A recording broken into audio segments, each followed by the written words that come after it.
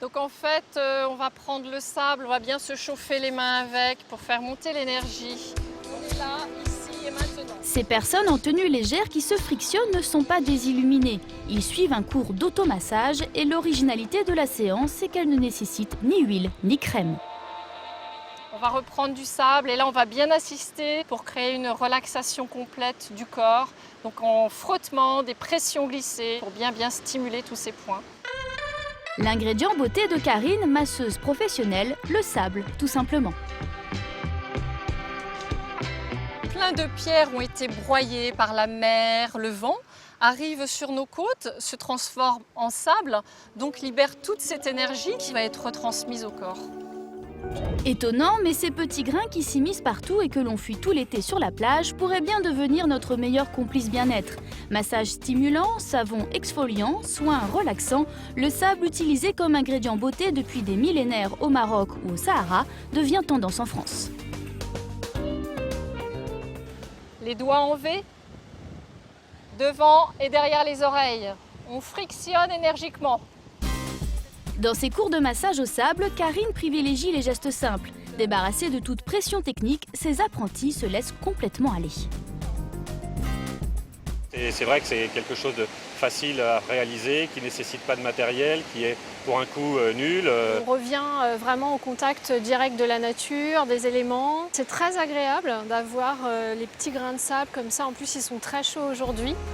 De quoi changer du farniente et du beach volley cet été. Mais si ce matériau est à portée de main, est-il vraiment hygiénique? Pour Karine, le sable idéal est celui récolté en haut des dunes où très peu de vacanciers s'aventurent.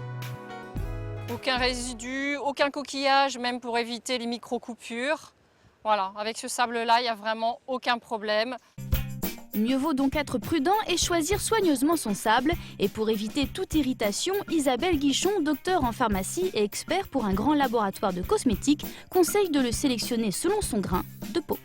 Plus la peau va être fine, fragile, plus il faudra s'assurer d'avoir un sable qui soit extrêmement poli. Des grains de petite taille, mais avec des précautions à respecter, comme l'application préalablement d'huile pour éviter l'effet abrasif. Autre avantage du sable, ses qualités exfoliantes, sans compter qu'on n'imagine pas tout ce que ces petits grains contiennent.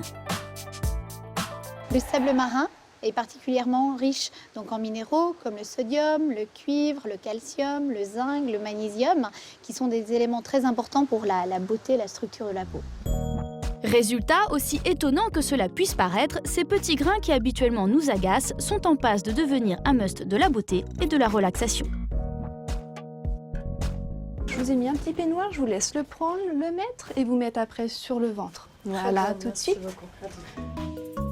Cet institut parisien a aussi succombé au charme du sable. Sa dernière nouveauté, un gommage au sable du désert, un soin 100% naturel à base de sable d'Égypte, de sel fin et d'huile, une réelle invitation au voyage pour Lucille. On a l'impression d'être loin avec les vagues, le sable chaud, voilà. C'est très agréable. Les clientes me disent souvent que ça leur fait penser aux vacances, vraiment à l'évasion, et comme c'est le rituel d'Égypte, donc ça fait vraiment l'évasion donc en Égypte. Un dépaysement qui garantit en plus une exfoliation efficace et tout en douceur. Rien à dire, hein. Tout est lisse, une vraie peau de bébé. Même ça se voit, votre peau est brillante. Ouais. Et hydratée également. Le résultat au sable est très convaincant. Ma peau est vraiment très douce. Je la sens vraiment, enfin je me sens légère après ça et donc c'est très bien. Mais l'intérêt du sable ne s'arrête pas là. Autre invention, des pochons en coton remplis de gros grains que l'on peut trouver dans certains instituts. Chauffé à 30 degrés, il possède un réel atout selon notre docteur en pharmacie. Le sable a une capacité à retenir la chaleur et elle est diffusée en continu. C'est là qu'il devient intéressant de pouvoir l'utiliser pour avoir une action vraiment décontractante, faire lâcher les tensions. Et pour voyager tout en restant chez soi, certains sont allés beaucoup plus loin.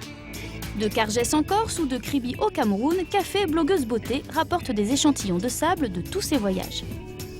Le sable de Cargès, on va l'utiliser plutôt pour le corps parce qu'il est très exfoliant. Par contre, le sable du Cameroun, il est un peu plus fin, donc on l'utilisera plutôt pour le visage. Du beurre de karité, de la soude, de l'eau et de l'huile, la spécialité de café, ce sont les savons. Une fois sa base réalisée, en mélangeant tous les ingrédients, elle rajoute une touche d'exotisme en y incorporant un peu de sable chaud. En effet, pour le stériliser, elle le passe au four 2 heures à 140 degrés. Pour ce savon d'1 kg, je vais mettre 2 cuillères à café de sable. Pour une exfoliation plus forte, n'hésitez pas à doubler la dose.